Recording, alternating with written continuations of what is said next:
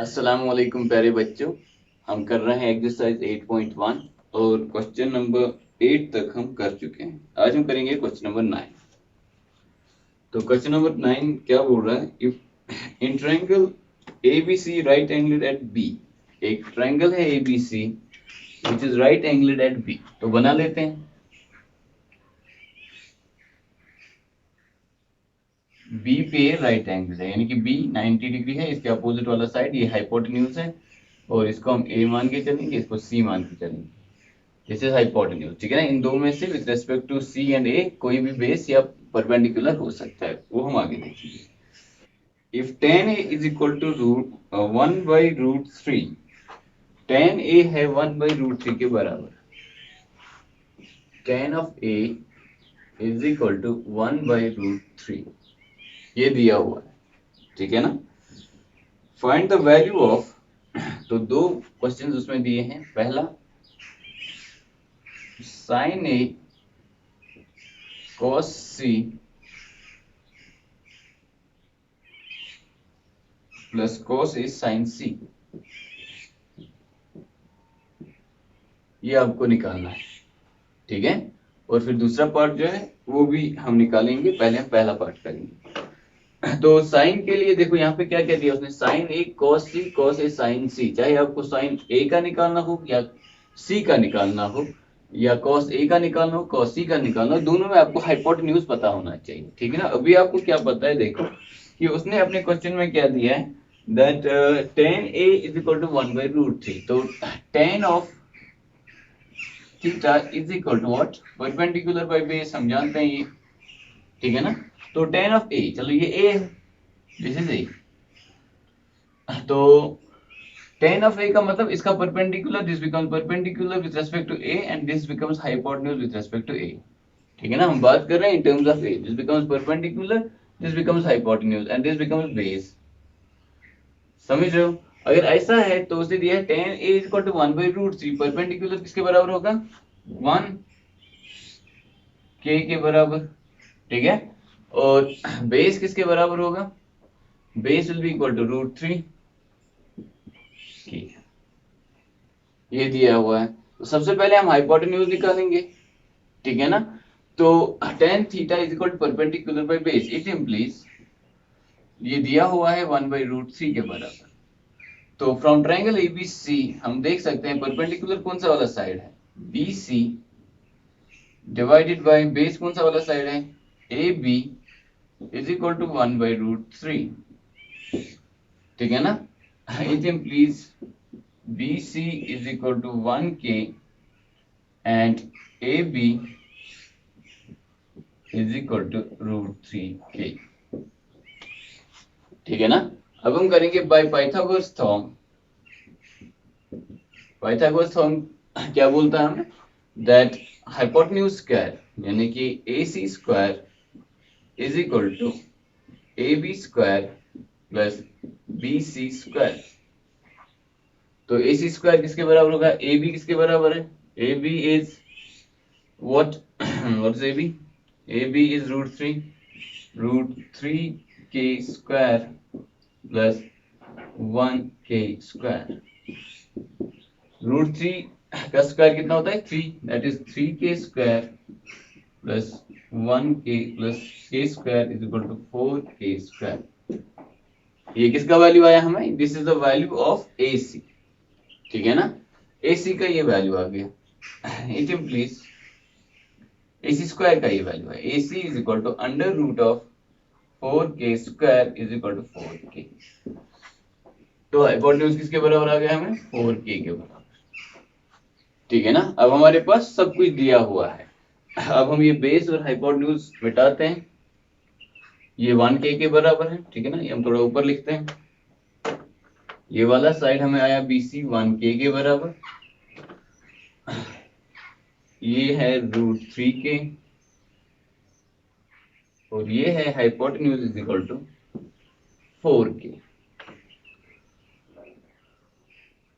ठीक है। ये हमने सिंपल तरीके से, जो हर एक क्वेश्चन में हमारा प्रोसीजर रहा है कि हम एक साइड निकालते हैं, वो हमने इसमें भी किया कि ये 4k के बराबर।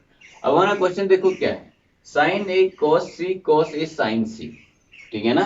और दूसरा वाला जो पार्ट है इसमें, उसमें है cos A cos C sin A sin C, यानी कि हम A और C के साइन और cos वैल्यूज पहले लिखते हैं। यहां पे देखो sin A is equal to perpendicular by hypotenuse, ठीक है ना, BC डिवाइडेड बाय, देखो इसके रेस्पेक्ट में परपेंडिकुलर ये है, इसके रेस्पेक्ट में परपेंडिकुलर ये है, तो हम A कर रहे हैं तो BC which is 1K divided by AC, sorry this is equal to 1K divided by, sorry this is 4K square, जब वो निकला था under root of 4K square, that's not equal to 4K, that's always equal to 2K, ठीक है ना। Root 4K square किसके बराबर होगा 2K होल स्क्वायर का root, this is equal to 2K, तो ये यहां पे आ जाएगा 2K के बराबर, ठीक है ना। ध्यान रखिएगा, पहले हम गलत कर रहे थे, ये AC का हमने 4K लिखा था, it's not true, AC square हमारा निकला था 4K स्क्वायर, तो AC किसके बराबर होगा 4K स्क्वायर का रूट, ठीक है ना। 4K हम लिख सकते हैं 2K whole square, 2 2 4K square, समझ रहे हो, तो 2K के बराबर आ जाता है, क्योंकि स्क्वायर और रूट एक दूसरे के साथ कट हो जाते हैं। ओके, तो AC किसके बराबर है 2K, तो ये किसके बराबर हो गया 1/2, ये है साइन A।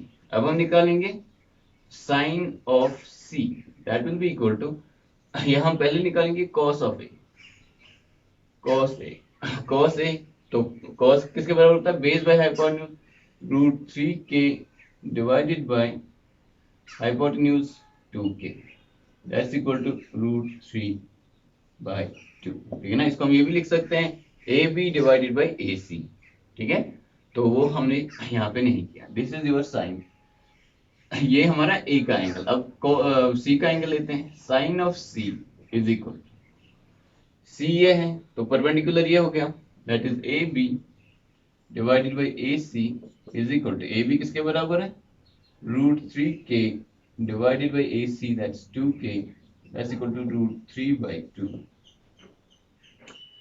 अब साइन निकाला, cos C निकालेंगे, C एंगल यहाँ पे है तो बेस ये हो गया, हाइपोटेन्यूज ये हो गया, that's equal to BC divided by AC, that's equal to 1K divided by 2K is equal to 1/2, ठीक है ना। तो ये चार वैल्यूज जो है ये हमें जरूरत पड़ेंगी अपने दो क्वेश्चंस में। अब हम क्वेश्चन पे वापस आते हैं, देखो sine A cos C plus cos A sin C, this will be equal to, देखो साइन A किसके बराबर है 1/2, cos C किसके बराबर है cos of C, that's equal to 1/2 multiplied by 1/2, plus cos of A वो किसके बराबर है, वहां पे देखिए cos ऑफ A रूट 3/2, और साइन ऑफ C किसके बराबर है, यहाँ पे देखिए root 3/2, this will be equal to 1 1 1 2 2 4, this is 1/4 plus root 3 multiplied by root 3, that will be 3, ठीक है ना, divided by 4, 3/4, this is equal to, देखो आपके जो डिनोमिनेटर्स हैं वो सेम है तो न्यूमरेटर्स को ऐड हो जाएगा, समझ रहे हो, 1 + 3 4 divide by 4 is equal to 1, ये हमारा आंसर है, ठीक है ना। तो हमें tan A is equal to 1/√3 दिया हुआ है और हमें निकालना है sin A cos C plus cos A sin C। तो ये हमने बहुत ही आसानी के साथ निकाला। हमने क्या किया कि पहले हमने देखा कि तीन साइड्स क्या होंगे राइट एंगल ट्रायंगल के, तीन साइड्स के लिए हमने पाइथागोरस थ्योरम अप्लाई किया यहाँ पे, ठीक है ना। पहले हमने बोला tan इज इक्वल टू 1/√3, तो A के हिसाब से जो परपेंडिकुलर बाय बेस होगा दैट विल बी 1/√3, परपेंडिकुलर को 1 के और बेस को √3 के कर दिया, उससे हमारा फिर लास्ट वाला साइड जो हाइपोटेन्यूज है वो 2K निकला, ठीक है ना। फिर डिपेंडिंग ऑन हम A की बात करें या C की बात करें, परपेंडिकुलर और बेस तो चेंज होते रहेंगे लेकिन हाइपोटेन्यूज सेम रहेगा। इन एनी केस हमने sin A cos A का वैल्यू निकाला, sin C cos C का वैल्यू निकाला, और फिर हमने ये सारी वैल्यूज निकालने के बाद सिंपली अपने क्वेश्चन में अपने वैल्यूज पुट किए और हमारा आंसर हमारे सामने है, ठीक है। तो ये आप अपना नोटबुक में नोट करिए, नोट करने के बाद आप इसको फिर से देखिए एक बार रिपीट पे, और उसके बाद आप क्या करेंगे, उसके बाद आप हम अपना दूसरा वाला पार्ट इसका कर लिए, समझ रहे हो। तो इसको आप नोट करिए, मैं रब करता हूँ। तो दूसरा वाला पार्ट क्या है इस क्वेश्चन का, दूसरा वाला पार्ट है cos A cos C minus sin A sin C.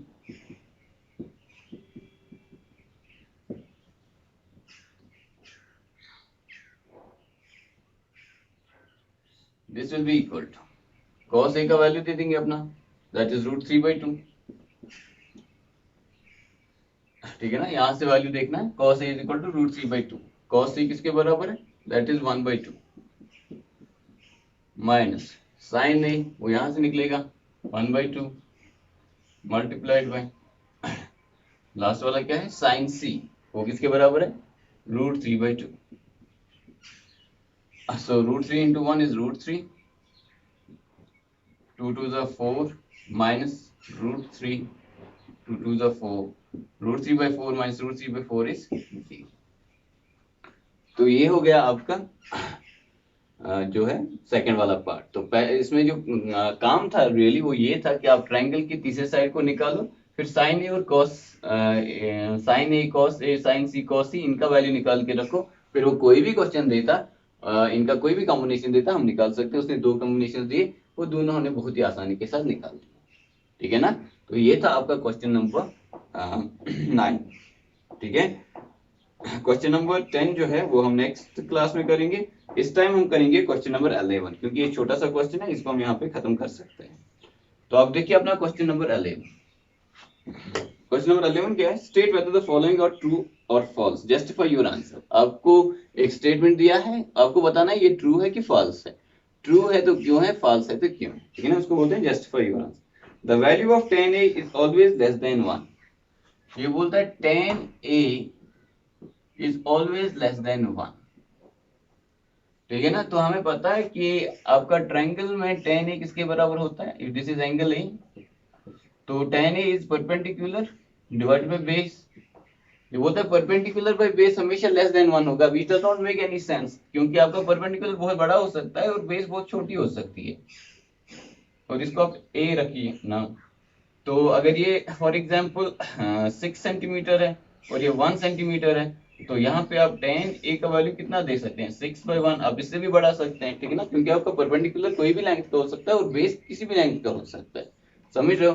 तो tan A less than 1, this is not always true, because tan theta can have values greater than 1, in fact up to almost infinity।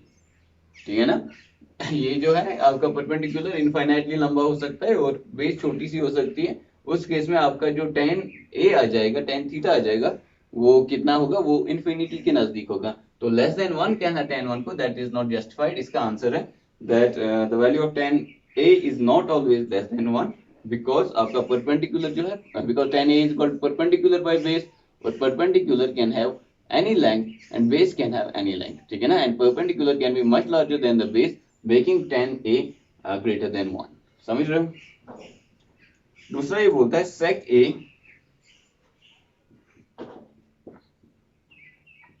is equal to 12/5। is this possible or not। ये बोल रहा है कि कोई angle A है, क्या sec A 12/5 हो सकता है कि नहीं हो सकता।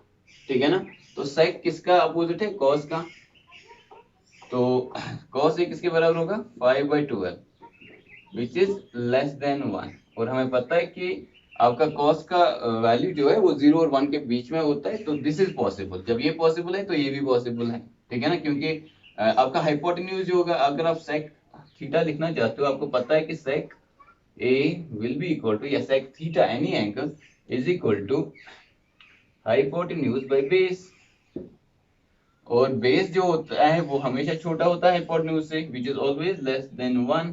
ठीक है ना, can be equal to in an imaginary case, तो ये लेस देन 1 ही है, sorry this will be greater than 1 because hypotenuse is greater than base. ठीक है ना, जब ये ग्रेटर देन 1 है और ये भी ग्रेटर देन 1 है, ठीक है ना, ये कितने के बराबर होगा 12 divided by 5, 5 2s are 10, 5 4s are 12, 2.4, this value is possible. ठीक है ना, चाहे आप sec A देखें या cos A देखें, देखो sec A इज इक्वल 12/5, इसी का मतलब होगा cos A इसका उल्टा 5/12 होगा। ये वैल्यू लेस देन 1 है और cos A लेस देन 1 ही होता है, which makes this statement as true। This statement is true।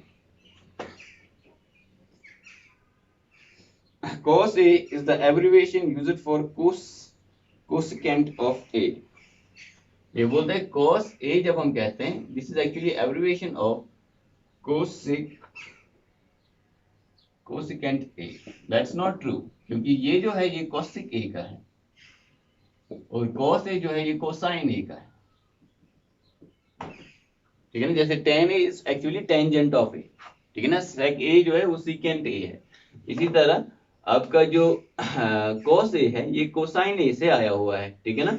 और ये cosecant से नहीं आया क्योंकि उसका जो cosecant का एब्रिविएशन है वो cosec है। So this statement is false. For cot A is a product of cot and A. ये बोलता है कि cot A का मतलब है cot multiplied by A, which does not make any sense. क्योंकि cot हो, sin हो, cos हो, कोई ट्रिग्नोमेट्रिक ये जो है sin हो, तो वो सब क्या होते हैं, they do not have any meaning without an angle, ठीक है ना। आप ये नहीं लिख सकते हो tan का कोई मतलब नहीं होता tan with respect to some angle, tan theta का मतलब होता है। तो cot A अपने आप में एक ही चीज है, ये किसी दो चीजों का प्रोडक्ट नहीं है, ठीक है ना। So this statement is also false, ठीक है ना। cot A is a product of cot and A, that's false, because cot A का मतलब cot A ही होता है। अगर A आप लिखोगे मैथ में कहीं से अलग से, that does not make any sense. cot आप लिखोगे अलग से, that does not make any sense. फिर cot और A को मल्टीप्लाई करोगे, दो चीजें जिनका कोई सेंस नहीं है उनको क्या मल्टीप्लाई कर सकते हैं। तो cot A एक ही चीज है, ठीक है ना। तो cot A कोई दो चीजों का नंबर नहीं है, ये एक ही चीज है। sin theta is equal to 4/3 for some angle, ये बोल रहा है कि sin theta is equal to 4/3, किसी एंगल के लिए sin थीटा 4/3 के बराबर है। Is it possible or not? We know that it's not possible, क्योंकि sin theta is always less than 1 और ये वाला जो है this is greater than 1, so this is not possible, ठीक है। ये हो गया आपका क्वेश्चन नंबर 11, ये भी हमने कर लिया। नेक्स्ट लेक्चर में हम नेक्स्ट क्लास में हम क्वेश्चन नंबर 10 देखेंगे, ठीक है ना। Till then have a nice time, ठीक है ना। Keep practising and we will come back with question number 10, ठीक है ना। See you then, take care, अल्लाह हाफिज़।